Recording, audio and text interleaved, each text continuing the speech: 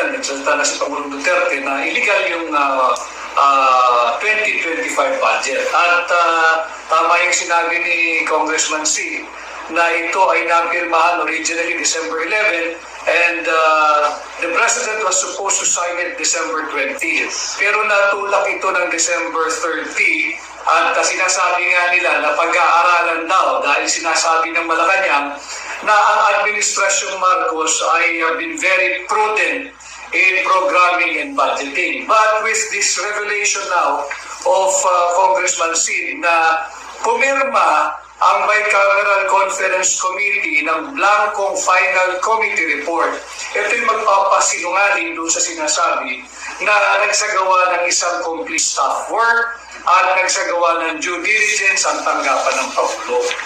Ang i-challenge ko lang siguro, Kongsi, baka naman kasi sabihin ng mga miyembro ng BICAM Committee, yung blankong yan, meron kaming agreement dyan na i-fill upan na lang ng kanilang technical working group o secretariat. Pero pwede po ba yun?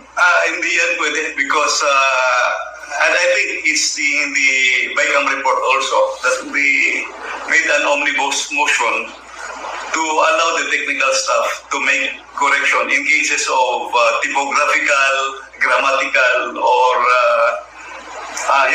nasa omnibus motion, printing errors. So they are allowed to make necessary adjustments. So those are material and substantial items, yung blank items, may figures na malalaki, hindi pwede yun. That can never be classified as typographical or grammatical or printing error.